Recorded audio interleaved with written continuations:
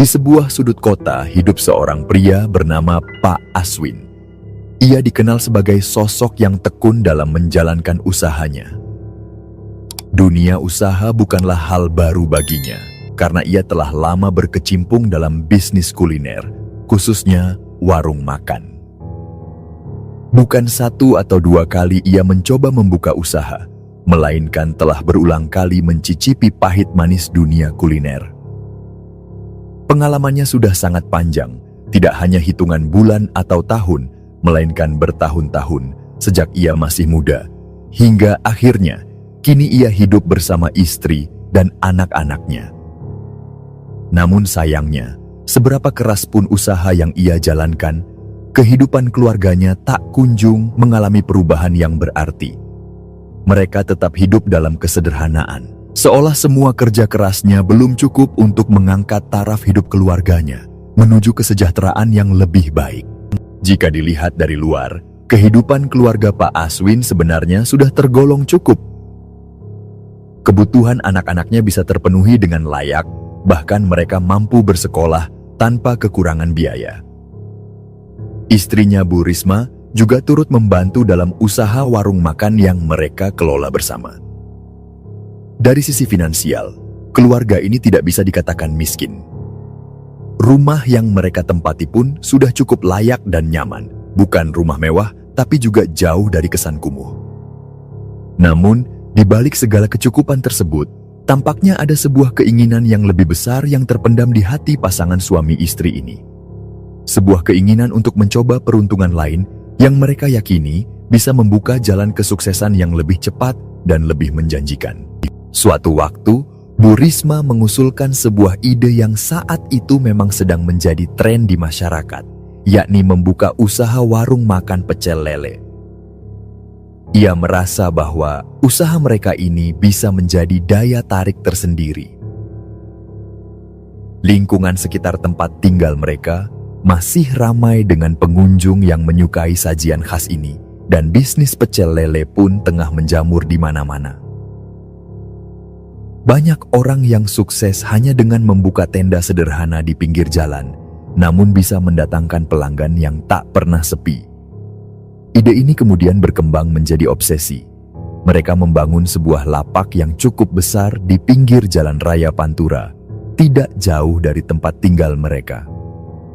Lokasinya strategis, mudah diakses, dan terlihat jelas oleh kendaraan yang melintas. Pembangunan lapak itu tidak memakan biaya yang sedikit. Mereka mengatur sedemikian rupa agar warung tersebut tampil menarik, lengkap dengan tempat parkir yang cukup luas, dan beberapa karyawan untuk membantu operasional sehari-hari. Harapan mereka sangat besar. Usaha ini harus berhasil dan lebih baik dari usaha sebelumnya. Namun kenyataan di lapangan tak seindah bayangan. Dari bulan pertama hingga bulan ketiga, usaha mereka berjalan tanpa perkembangan yang berarti. Pelanggan datang hanya sesekali, dan sebagian besar hari-hari mereka dilalui dalam kesepian, menanti pembeli yang tak kunjung datang. Keadaan ini membuat mereka mulai gelisah dan berpikir keras mencari jalan keluar dari situasi yang menyesakkan tersebut. Di tengah kebuntuan itu, Pak Aswin akhirnya memutuskan untuk berkonsultasi kepada seseorang yang ia kenal, yakni Pak Udin. Sosok ini sudah lama mengenal keluarga mereka dan dianggap cukup paham akan hal-hal yang bersifat non-konvensional. Saat Pak Aswin mengutarakan kesulitannya, termasuk biaya besar yang telah dikeluarkan dan betapa usaha mereka tidak juga berkembang, Pak Udin memberikan saran yang cukup mengejutkan. Ia menyarankan agar Pak Aswin mencoba berkonsultasi dengan seorang praktisi kebatinan, seorang ahli spiritual yang bisa melihat lebih dalam dari sekadar masalah usaha biasa. Menurutnya bisa jadi ada hal-hal gaib yang memengaruhi keberlangsungan warung makan tersebut.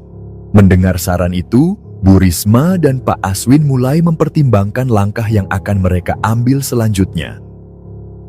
Bu Risma mengaku bahwa dirinya tidak cukup paham jika harus berurusan dengan ulama atau kiai. Ia merasa belum siap jika nantinya diminta menjalankan berbagai bentuk ibadah atau tirakat. yang menurut pengakuannya adalah sesuatu yang berat. Ia jalani. Ketimbang harus melalui jalur spiritual yang religius, Bu Risma lebih condong untuk mengambil jalan yang lebih praktis. Ia menyarankan agar mereka mencari seorang dukun saja, karena menurutnya, dukun biasanya bisa memberikan solusi yang cepat dan langsung terasa hasilnya. Ia juga sempat mendengar kabar bahwa di sebuah desa tertentu, terdapat seorang dukun yang cukup terkenal akan kesaktiannya, meskipun ia sendiri belum pernah bertemu langsung dengan orang tersebut. Pak Aswin, yang saat itu mulai putus asa, akhirnya menyetujui usulan istrinya. Mereka pun mulai mencari tahu keberadaan dukun yang dimaksud, dan informasi demi informasi berhasil mereka kumpulkan dari orang-orang di sekitar. Hingga akhirnya mereka mendapat petunjuk tentang lokasi desa. Tempat dukun itu tinggal, lengkap dengan ciri-ciri tempat dan sosok yang dicari. Pak Aswin pun ditemani oleh Pak Udin berangkat menuju desa yang dimaksud. Sesampainya di sana, mereka mencoba bertanya-tanya kepada warga setempat, dan ternyata memang benar bahwa dukun tersebut sangat dikenal di daerah itu. Orang-orang menyebutnya sebagai sosok yang sakti, namun reputasinya tidak sepenuhnya baik. Warga sekitar bahkan secara terang-terangan menyebutnya sebagai orang yang sesat karena tak pernah terlihat menjalankan ibadah ataupun kegiatan keagamaan lainnya. Meskipun demikian, kesesatan itu justru dianggap sebagai sumber kekuatannya. Warga menduga bahwa kekuatannya berasal dari persekutuan dengan makhluk gaib yang tidak bisa dijelaskan dengan akal sehat. Entah karena ia telah menjalin perjanjian dengan iblis, atau karena dirinya memang telah menjadi perantara dari kekuatan gelap yang senantiasa menyesatkan manusia. Namun satu hal yang pasti, kemampuan dukun itu sudah sangat terkenal dan terbukti mampu menarik banyak orang untuk datang meminta bantuan. Setelah mendengar begitu banyak cerita dari warga sekitar tentang reputasi sang dukun, Pak Aswin yang memang sejak awal sudah menyimpan harapan besar pada pertemuan ini, semakin mantap dengan keputusannya.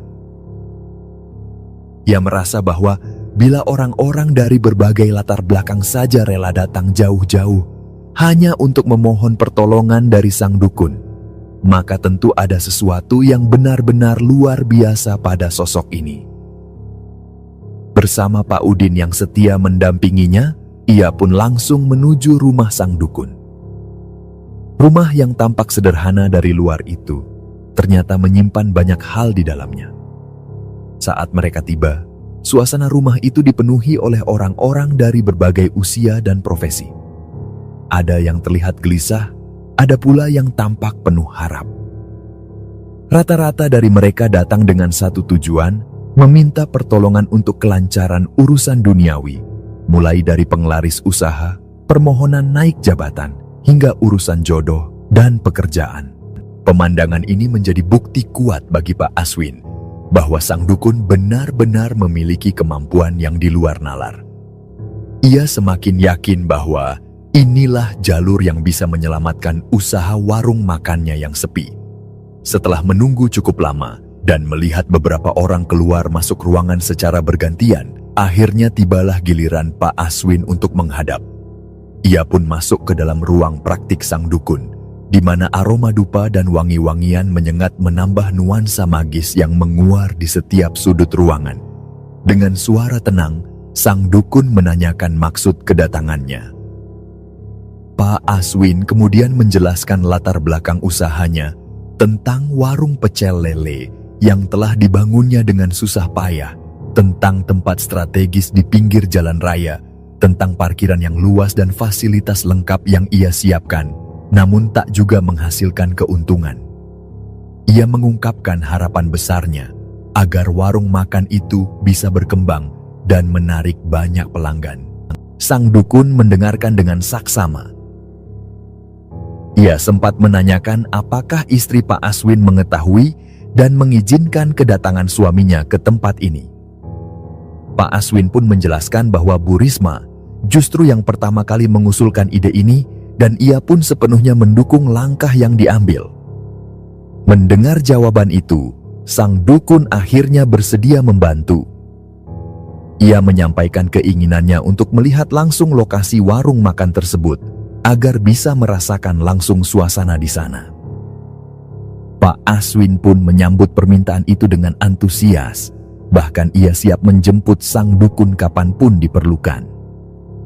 Setelah kesepakatan dibuat mengenai waktu kunjungan, Pak Aswin kembali ke rumah dengan perasaan lega, lalu segera memberitahukan istrinya bahwa mereka akan kedatangan tamu istimewa yang diharapkan bisa membawa perubahan besar dalam usaha mereka.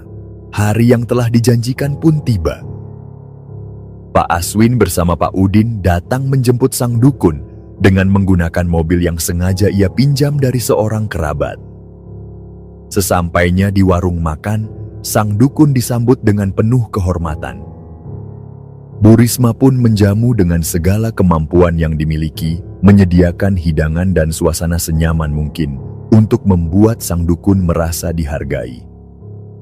Dalam percakapan yang berlangsung, Bu Risma menyampaikan harapan terbesarnya. Ia ingin warung makan mereka bisa menyaingi semua tempat makan lain yang berjajar di sepanjang jalan itu. Ia ingin warungnya menjadi yang paling ramai, paling menarik perhatian, dan paling dicari oleh para pelanggan. Sang dukun pun menanggapi dengan keyakinan penuh.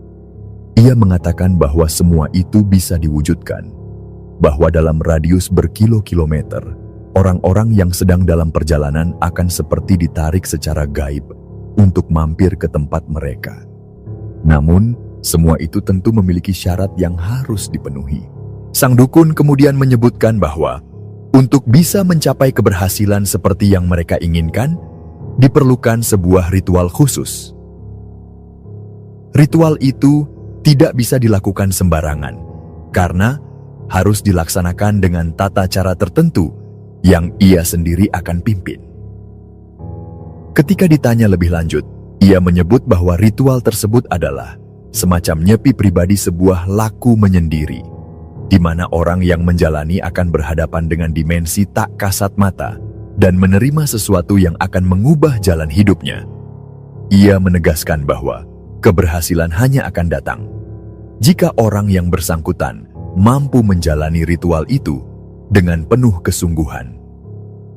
Bu Risma yang mendengarkan penjelasan itu tanpa ragu menunjuk suaminya.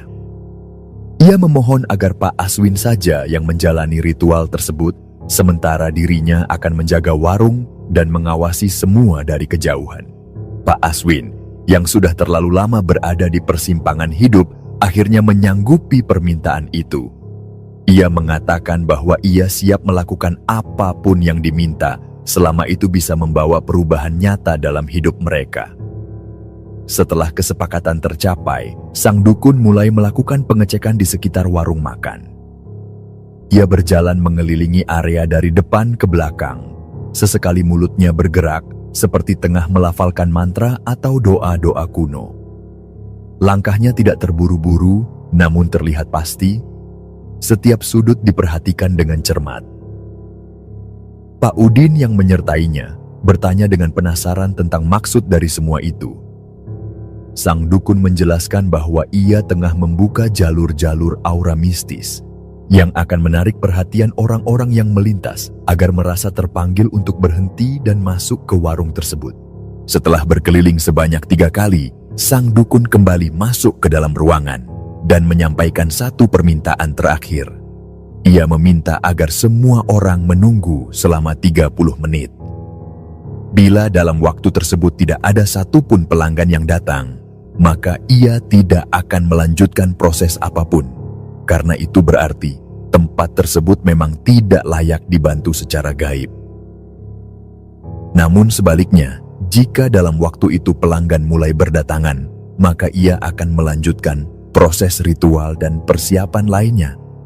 Ujian itu pun dimulai. Mereka duduk bersama dalam ruang sederhana sambil menanti dengan harap-harap cemas. Dan belum genap setengah jam berlalu, satu demi satu kendaraan mulai berhenti di depan warung.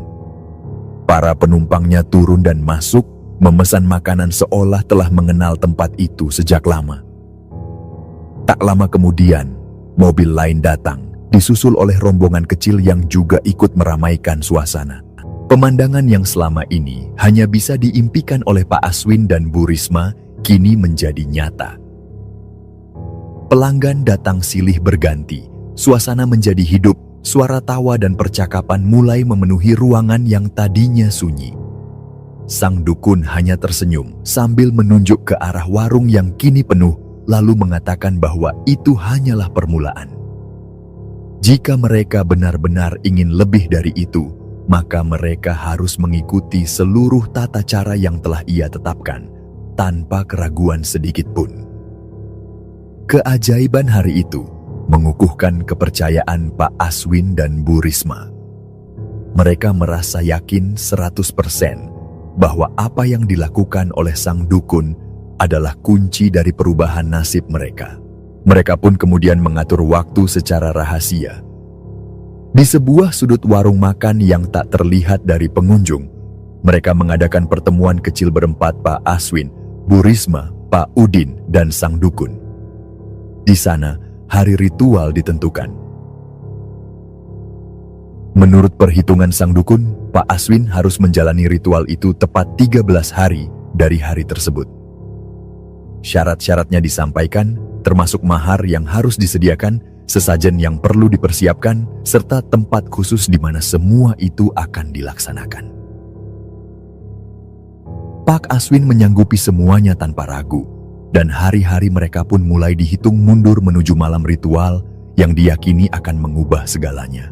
Setelah prosesi kunjungan ke warung makan selesai, sang dukun meminta izin untuk kembali ke rumahnya. Ia merasa semua yang perlu dilihat dan dirasakan sudah cukup, dan langkah berikutnya tinggal menunggu hari yang telah ditentukan. Tanpa membuang waktu, Pak Aswin dan Pak Udin pun segera mengantarnya pulang, menyudahi pertemuan itu dengan penuh rasa hormat. Setelah pamit, mereka kembali ke rumah masing-masing, sementara benak Pak Aswin mulai dipenuhi oleh harapan besar terhadap perubahan nasib yang selama ini begitu ia nanti. Hari-hari berikutnya menjadi babak baru yang penuh kejutan bagi keluarga kecil ini. Sejak kedatangan sang dukun, suasana di warung makan mereka mulai berubah drastis. Dalam hitungan hari saja, warung yang sebelumnya sepi bagaikan tempat terkutuk, kini mulai ramai dipadati pelanggan. Jika sebelumnya hanya 1 atau 2 mobil yang berhenti, kini dalam sehari bisa puluhan kendaraan bergantian datang dan pergi. Dari pagi sekitar pukul 10 hingga larut malam, bahkan hingga dini hari, warung makan itu tidak pernah benar-benar kosong. Keadaan ini tentu menjadi angin segar bagi Pak Aswin dan Bu Risma. Mereka merasa usaha mereka akhirnya menemukan titik terang, dan kepercayaan mereka terhadap kekuatan sang dukun pun semakin mengakar. Waktu terus bergulir, hingga akhirnya tibalah hari yang telah dijanjikan, hari ke-13 sejak pertemuan mereka dengan sang dukun. Di hari itu, Pak Aswin dan Pak Udin bersiap untuk kembali ke rumah dukun, bukan dengan mobil seperti sebelumnya, melainkan dengan sepeda motor. Mobil yang dahulu mereka miliki telah dijual sebagai bagian dari modal besar yang digunakan untuk membangun warung makan, termasuk menyewa lahan, mendirikan tenda, dan menyediakan fasilitas tambahan seperti tempat parkir. Semua pengorbanan itu telah menguras puluhan juta rupiah dari tabungan keluarga mereka. Kini perjalanan ke rumah dukun bukan lagi sekadar kunjungan, melainkan langkah besar menuju dunia yang benar-benar baru. Dunia yang penuh misteri dan kemungkinan tak terduga. Dengan membawa segala hal yang telah disyaratkan oleh sang dukun, Pak Aswin dan Pak Udin menempuh perjalanan pagi itu dengan hati yang berdebar. Segala bentuk sesaji telah dipersiapkan, mulai dari jajanan pasar, kemenyan, hingga mahar uang yang diminta. Setibanya di rumah sang dukun, mereka disambut dengan suasana yang jauh lebih tenang dari sebelumnya. Sang dukun memeriksa kelengkapan yang mereka bawa, lalu mulai mengajarkan serangkaian mantra kepada Pak Aswin. Mantra-mantra tersebut harus dihafalkan dengan benar, Karena bukan sekadar ucapan kosong, tetapi mengandung janji dan ikatan yang tidak bisa dianggap remeh.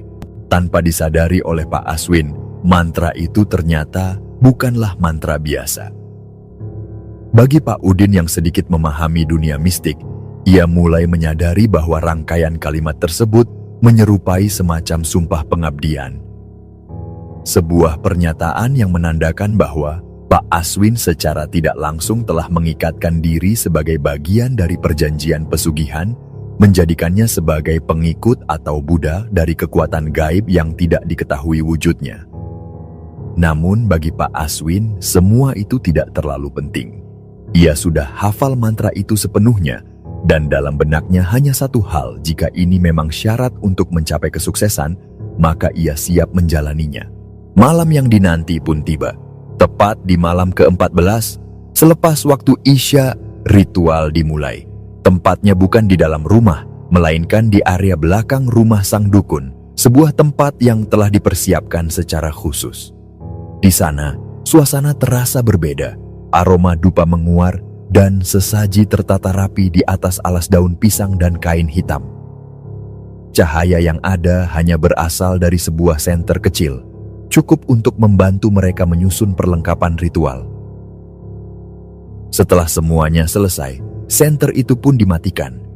Seketika, tempat itu berubah menjadi gelap gulita. Dalam kegelapan itu, datanglah angin yang berhembus dengan kekuatan luar biasa. Angin itu tidak seperti hembusan biasa. Ia melingkari mereka, berputar mengitari lokasi ritual seperti pusaran energi yang tak terlihat. Anehnya, angin itu tidak menggoyangkan satupun dahan atau dedaunan dari pepohonan besar di sekitarnya. Tidak ada ranting yang bergerak, tidak ada dedaunan yang melambai. Sensasi itu begitu nyata hingga membuat bulu kuduk Pak Udin berdiri. Ia mulai merasa sesuatu yang tidak biasa sedang terjadi. Dalam kepanikan kecil yang mulai menjalar di tubuhnya, Pak Udin memberanikan diri bertanya kepada sang dukun tentang apa yang sebenarnya tengah berlangsung. Sang dukun hanya meminta agar ia tetap tenang dan tidak mengganggu jalannya ritual karena prosesi baru saja dimulai. Ia menyuruh Pak Udin untuk duduk di tempat tertentu, sementara ia dan Pak Aswin melangkah masuk ke area inti dari ritual tersebut. Jarak antara mereka tidak begitu jauh, namun cukup untuk membuat Pak Udin merasa sendirian. Tak berselang lama, suasana yang mencekam semakin menebal. Suara lirih yang menyerupai cekikikan mulai terdengar, seperti berasal dari perempuan, namun dalam nada yang sangat mengerikan. Suara itu seperti menari di udara, menyusup ke telinga, dan langsung menggigilkan tulang. Pak Udin yang mendengarnya sontak menoleh ke belakang, dan di sanalah ia melihat sosok mengerikan, sesuatu yang diyakininya sebagai kuntilanak. Wajahnya menyeramkan dengan mata melotot dan senyum lebar yang membekukan darah. Sosok itu berdiri sangat dekat dengannya, nyaris menyentuh bahunya. Kengerian yang dirasakan Pak Udin mencapai puncaknya. Ia menjerit dengan suara keras, mengusir sosok itu dengan teriakan spontan. Jeritan itu seketika membuat makhluk tersebut menghilang, lenyap ke dalam kegelapan seperti kabut yang tersapu angin. Namun, suara itu juga memecah keheningan ritual dan mengganggu konsentrasi sang dukun. Dengan marah, sang dukun segera keluar dari area ritual dan menegur Pak Udin dengan nada tajam. Ia mengatakan bahwa ritual itu bukan permainan, bahwa kehadiran Pak Udin yang penuh kegaduhan bisa membuyarkan seluruh proses yang tengah dijalankan. Bahkan Pak Aswin pun diminta untuk menenangkan temannya atau meninggalkan area itu jika tak bisa menjaga ketenangan. Pak Udin yang sudah dicekam oleh rasa takut tak lagi sanggup berkata-kata. Ia merasa tubuhnya lemas, jantungnya berdetak tak karuan. Ia memutuskan untuk mundur dan keluar dari lokasi ritual. Dengan langkah gontai, ia duduk di kejauhan dan mulai mengucapkan doa-doa yang ia hafal. Ia berzikir, bersolawat, menyebut nama Sang Pencipta sekuat yang ia mampu. Harapannya hanya satu: perlindungan dari hal-hal gaib yang tak bisa ia hadapi sendiri. Apa yang tidak disangka justru dari lirihnya zikir Pak Udin, gangguan terhadap ritual mulai muncul. Getaran yang tak kasat mata mengguncang suasana. Sang dukun yang awalnya begitu yakin dan penuh kendali mulai merasakan perubahan. Mantra yang ia ucapkan tak lagi mengalir lancar. Suasana menjadi kacau. Apa yang dilakukan Pak Udin secara tidak langsung telah mengusik kekuatan gelap yang tengah bekerja. Hingga akhirnya sang dukun pun keluar dari lokasi ritual dengan wajah muram dan tubuh tegang. Ia langsung menghampiri Pak Udin yang masih terduduk di tempatnya, berusaha menenangkan diri dengan zikir. Wajahnya tegang, matanya tajam menyorot Pak Udin, seakan hendak menelannya bulat-bulat. Ia dengan nada tinggi mempertanyakan niat dan sikap Pak Udin yang dianggap mengganggu jalannya ritual. Ia menuduh bahwa semua kekacauan, semua ketidakhadiran sosok-sosok gaib yang seharusnya datang adalah akibat dari Pak Udin. Menurutnya, ketidakharmonisan energi yang seharusnya mengalir di tengah ritual telah dirusak oleh getaran spiritual yang ditimbulkan dari bacaan-bacaan Pak Udin. Pak Udin, yang sejak awal hanya ingin menemani dan memastikan keselamatan sahabatnya, terperangah oleh tuduhan itu. Ia hanya bisa tertunduk dan meminta maaf berkali-kali. Ia tidak bermaksud apa-apa selain menenangkan hati di tengah suasana yang mencekam. Namun, sang dukun sudah kehilangan kesabaran. Ia memerintahkan Pak Udin untuk segera meninggalkan area ritual dan menunggu saja di rumahnya.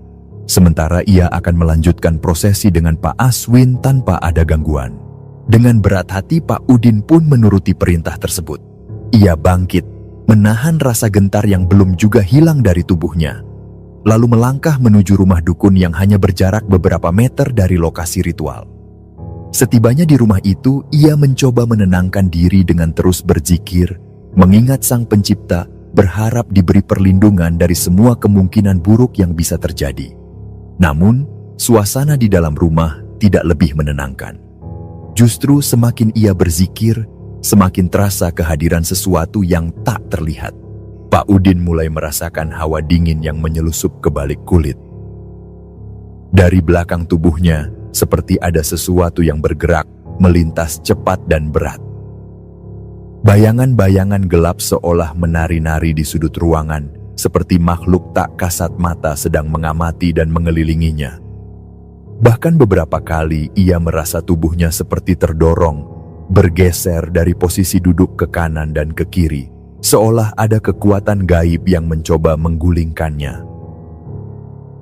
Ketegangan itu memuncak ketika tubuhnya hampir saja terjungkal ke belakang, namun ia berhasil menahan diri sembari terus mengucap doa. Dalam kepasrahan total, ia hanya mampu menyerahkan hidup dan matinya kepada Tuhan. Ia bahkan memikirkan keluarganya, istri, dan anak-anak yang ia tinggalkan di rumah, dan berdoa agar mereka selalu dilindungi jika sesuatu terjadi padanya malam itu. Waktu berlalu begitu lambat. Di tengah keheningan yang menusuk, Pak Udin terus bertahan dalam zikir, berteman hanya dengan detak jantung yang berdebar tak karuan. Hingga akhirnya, sekitar pukul 3 dini hari, Pak Aswin dan sang dukun kembali ke rumah. Wajah mereka tampak lelah, tapi bukan karena kelelahan fisik semata. Sang dukun masuk lebih dulu, menatap Pak Udin tajam, lalu melontarkan pertanyaan yang membuat suasana kembali memanas. Ia mempertanyakan, apakah Pak Udin memang layak untuk diajak bekerja sama atau hanya menjadi penghalang dari segalanya? Pak Udin yang bingung mencoba bertanya apa maksud dari ucapan tersebut. Namun sang dukun segera menjelaskan bahwa kegagalan ritual malam itu adalah akibat dari keberadaan dirinya. Ia mengklaim bahwa para makhluk gaib telah datang mengadu, menyampaikan bahwa energi dari Pak Udin telah mengganggu mereka. Ia menyalahkan sepenuhnya kepada Pak Udin dan mengatakan bahwa bantuan untuk Pak Aswin tidak bisa diberikan malam itu. Pak Aswin yang mendengar percakapan itu hanya bisa tertunduk. Ia merasa kecewa namun di sisi lain juga mulai menyadari sesuatu. Ia meminta maaf kepada sang dukun dan menerima keputusan bahwa bantuan akan diberikan di lain waktu. Sang dukun menyampaikan bahwa dirinya akan datang sendiri ke rumah makan mereka dan menyampaikan penjelasan langsung kepada istri Pak Aswin. Namun sebelum itu, ia memerintahkan agar Pak Udin segera meninggalkan rumahnya dan tidak pernah kembali. Ia menyebut bahwa Pak Udin adalah penghalang, seseorang yang tak bisa diajak bekerja sama dengan dunia mereka. Dengan suasana hati yang penuh tekanan, Pak Aswin dan Pak Udin pun meninggalkan tempat itu. Waktu sudah menunjukkan lewat pukul 3 dini hari ketika mereka menyalakan motor dan berkendara pulang dalam diam. Angin malam menusuk kulit dan keheningan jalan yang lengang terasa mencekam setelah semua kejadian di malam panjang tersebut. Sesampainya di rumah, Pak Aswin langsung menceritakan semuanya kepada istrinya. Ia mengatakan bahwa ritual gagal dan bantuan dari sang dukun belum bisa diberikan. Bu Risma yang mendengar penjelasan itu tidak bisa menahan amarahnya. Ia memarahi suaminya, mempertanyakan apa yang menyebabkan kegagalan itu dan kenapa semuanya tidak berjalan sesuai rencana. Baginya, ini adalah kesalahan besar dan ia merasa suaminya terlalu lemah menghadapi cobaan itu. Pak Aswin yang masih dihantui oleh kejadian malam tadi mencoba menjelaskan dengan tenang. Ia mengatakan bahwa sebenarnya ia mulai menyadari sesuatu saat berada dalam proses ritual bersama sang dukun. Ia mengakui bahwa dalam hatinya muncul perasaan yang sangat kuat. Perasaan bahwa ada harga yang harus dibayar jika ritual itu benar-benar diselesaikan. Dan harga itu, ia yakini, adalah nyawa. Mungkin bukan nyawanya sendiri, tapi bisa jadi nyawa orang terdekatnya. Ia tidak sanggup membayangkan jika harus kehilangan salah satu anggota keluarganya hanya demi keberhasilan warung makan mereka. Ia memohon kepada istrinya untuk berhenti memaksakan kehendak, mengatakan bahwa mereka seharusnya bersyukur dengan apa yang sudah dimiliki. Namun Bu Risma tampaknya tidak bisa menerima kenyataan itu. Ia bersikeras untuk tetap melanjutkan apa yang telah dimulai. Ia bahkan meminta Pak Aswin menunjukkan alamat lengkap sang dukun, menyatakan niat untuk pergi sendiri dan menyelesaikan urusan yang gagal dituntaskan oleh suaminya. Setelah peristiwa malam ritual yang gagal, suasana rumah tangga Pak Aswin tak lagi tenang seperti sebelumnya. Bu Risma, yang sedari awal telah menaruh harapan besar pada prosesi tersebut, merasa kecewa dan marah. Ia sulit menerima kenyataan bahwa usaha besar mereka harus terhenti karena sesuatu yang baginya terasa sepele.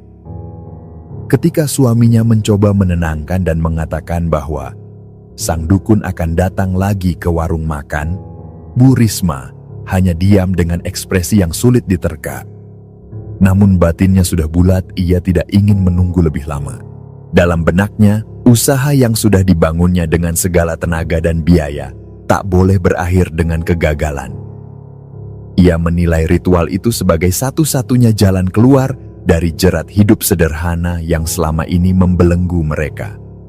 Ia tidak bisa menerima bahwa kerja keras mereka selama bertahun-tahun hanya akan berakhir seperti ini. Bu Risma merasa seolah seluruh harapannya sedang dicabut satu persatu, dan rasa putus asa itu berubah menjadi tekad membara. Ia tidak lagi mencari solusi dengan hati yang lembut, melainkan dengan dorongan ambisi yang semakin besar.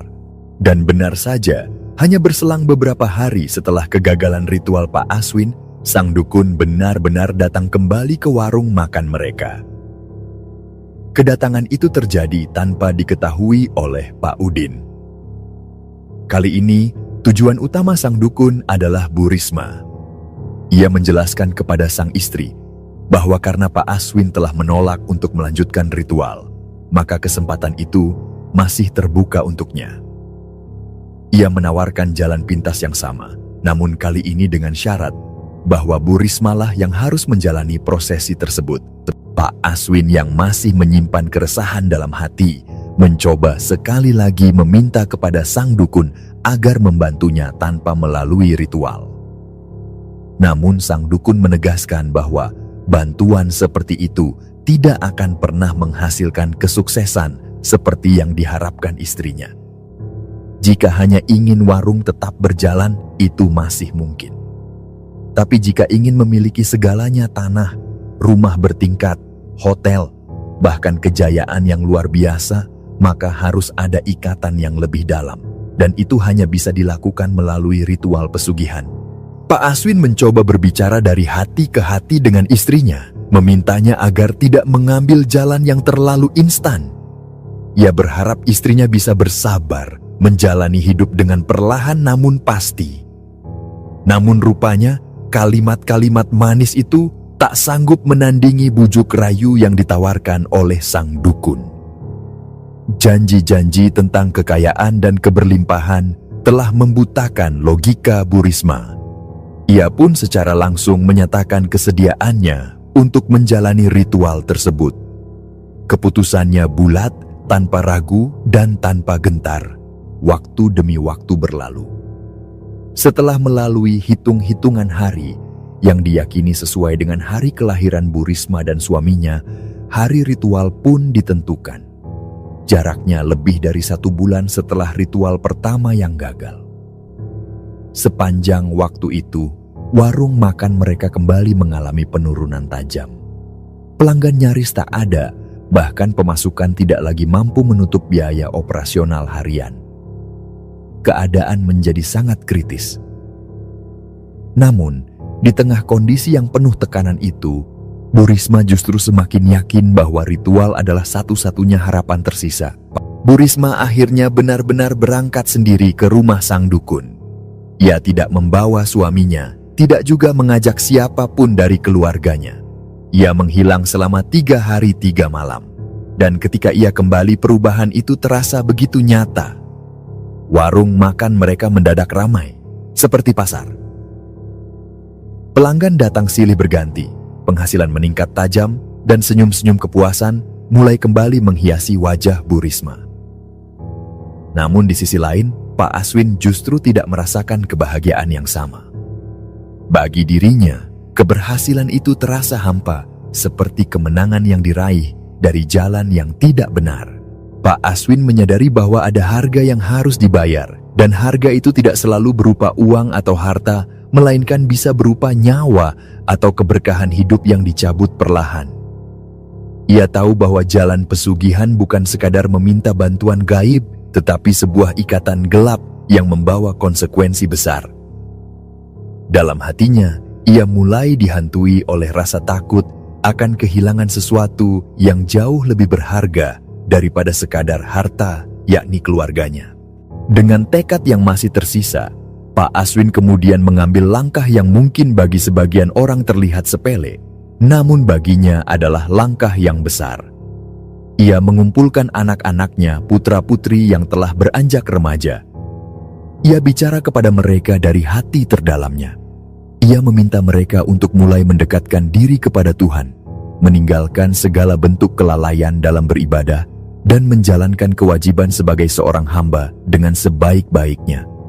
Ia menyampaikan bahwa dari segala kemungkinan buruk yang bisa terjadi, hanya perlindungan Tuhanlah yang mampu menahan bencana datang menimpa keluarga mereka. Ia mengingatkan mereka untuk memperbanyak doa, puasa, dan amal kebaikan. Ia memohon agar anak-anaknya mau mendoakan dirinya dan ibunya, agar keluarganya kembali ke jalan yang benar, agar rezeki mereka datang dari pintu-pintu yang halal dan penuh berkah. Dalam suaranya terselip nada penyesalan yang dalam. Ia mengaku gagal menjadi kepala keluarga yang mampu mendidik istri dan anak-anaknya sesuai tuntunan. Ia merasa telah lalai dalam menanamkan nilai syukur dan kesabaran kepada keluarganya. Kini, ia hanya bisa berharap kepada Tuhan agar masih ada kesempatan untuk memperbaiki semua. Perbincangan itu tidak mudah bagi anak-anak mereka. Mereka sempat kebingungan, bahkan bertanya-tanya tentang apa yang sebenarnya terjadi pada ibu mereka. Namun akhirnya Pak Aswin dengan segenap keberanian yang dikumpulkannya menceritakan semuanya. Ia menjelaskan bahwa sang ibu telah memilih jalan yang tidak benar, sebuah jalan sesat bernama pesugihan. Ia tidak menyampaikan dengan nada menyalahkan, melainkan dengan hati yang berat dan getir. Ia ingin anak-anaknya tahu agar mereka tidak mengikuti jejak yang sama.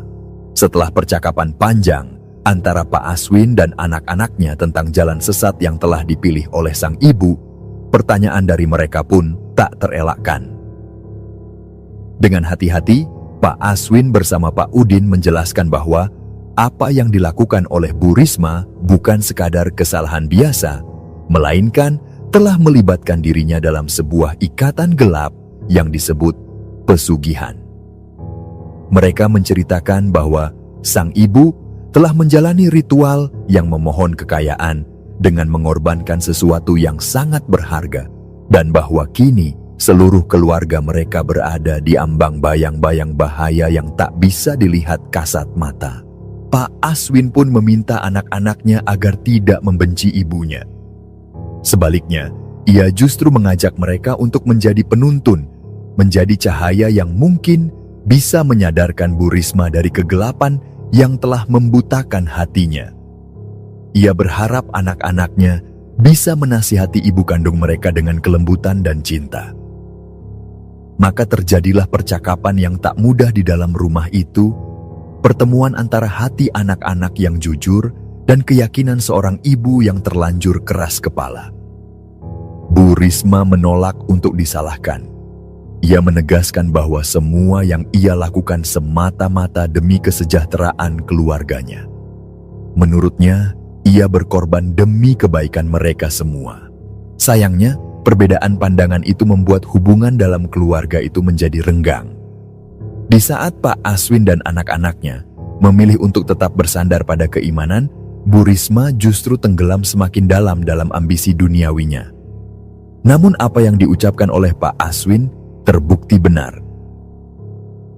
Keberhasilan warung makan yang dikelola Bu Risma setelah ritual pesugihan itu memang luar biasa. Dalam waktu yang sangat singkat, warung makan yang dulunya hanya dikelola berdua kini memiliki puluhan karyawan. Lahan parkir diperluas, bangunan diperbesar. Pelanggan terus berdatangan seperti tertarik oleh kekuatan tak kasat mata. Tak sampai setengah tahun, Bu Risma telah menjelma menjadi pengusaha sukses yang namanya mulai dikenal di kalangan pengusaha kuliner. Namun di balik semua gemerlap keberhasilan itu, ada kekosongan yang dirasakan oleh Pak Aswin dan anak-anaknya. Mereka merasa hampa. Kehangatan dalam keluarga menguap, digantikan oleh kesibukan dan kesombongan akan keberhasilan semu.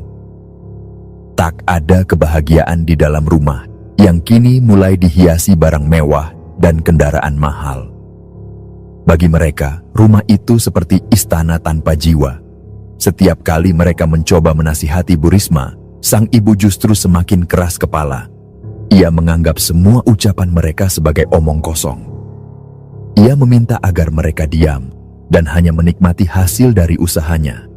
Namun waktu akhirnya menunjukkan bahwa semua yang berjalan tidak akan terus mulus. Setelah lebih dari 1 tahun menjalani hidup dalam kemewahan dan kesuksesan, saat itulah Bu Risma mulai merasakan dampak nyata dari perjanjiannya. Ia mulai melihat mimpi-mimpi buruk, suara-suara gaib menghantuinya, rasa takut datang tanpa sebab, dan akhirnya sang dukun atau sosok yang pernah membimbingnya dalam ritual datang lagi. Namun kali ini bukan untuk menawarkan kekayaan, melainkan untuk menagih janji. Bu Risma diberi pilihan menyerahkan 1 nyawa sebagai tumbal pesugihan.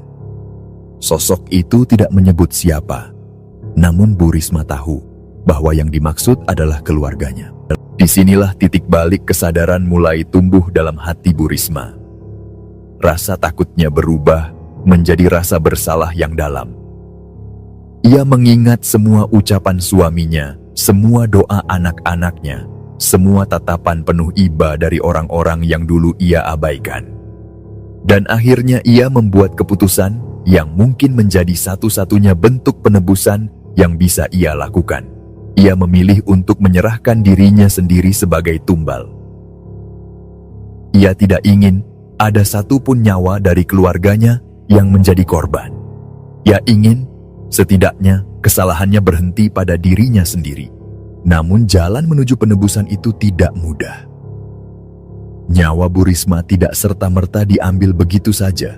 Ia justru harus melalui siksa panjang yang menggerogoti tubuhnya perlahan. Penyakit aneh mulai merasuki tubuhnya. Gejala demi gejala muncul, namun tak satu pun dokter mampu memberikan diagnosis pasti. Ia berganti rumah sakit, berganti dokter, hingga berobat ke luar negeri. Namun semua upaya itu berakhir sia-sia. Tubuh Bu Risma mengurus, kulitnya pucat, matanya cekung, dan setiap hari ia meringkuk dalam ketakutan. Ia menjadi seperti mayat hidup yang menjerit setiap malam, dihantui oleh makhluk yang tak bisa dilihat orang lain. Semua harta yang ia kumpulkan habis tak bersisa, hanya untuk mencoba bertahan hidup. Pak Aswin yang menyaksikan penderitaan istrinya hanya bisa pasrah. Ia telah menutup warung makan itu sejak lama. Baginya, warung itu bukan lagi sumber rezeki, melainkan sumber petaka. Ia memilih mencari penghidupan lain dengan cara yang ia yakini halal dan berkah. Bersama anak-anaknya, mereka berjuang dari awal, menjauh dari kemewahan semu yang dulu sempat mengikat mereka. Sementara itu, Bu Risma hanya bisa menunggu ajal dengan tubuh yang lemah dan pikiran yang nyaris hancur. Setiap hari Pak Aswin dan anak-anaknya tak henti mendoakan agar di saat terakhirnya Bu Risma bisa kembali ke jalan yang benar. Mereka tidak pernah berhenti berharap bahwa di antara jerit sakit dan air matanya masih ada sepotong cahaya yang akan menuntunnya menuju taubat, dan doa mereka tampaknya tidak sepenuhnya sia-sia. Sebab dalam kesakitan yang terus-menerus itu, dari mulut Bu Risma mulai terdengar lafaz-lafaz yang menandakan penyesalan, ucapan istighfar, takbir, dan syahadat yang mengalir lirih, namun konsisten setiap hari. Mereka percaya bahwa saat itu datang saat di mana Bu Risma menghembuskan napas terakhir. Ia sedang dalam usaha terakhirnya untuk kembali. Meskipun jalan yang ia tempuh dahulu penuh kesalahan dan kegelapan, keluarga itu berharap ia menutup mata dalam keadaan taubat. Mereka tak pernah tahu apakah benar taubat itu diterima. Namun keyakinan dan cinta dalam keluarga itu tak pernah pudar. Mereka percaya bahwa Tuhan Maha Pengampun dan bahwa akhir hidup Bu Risma bisa menjadi awal baru.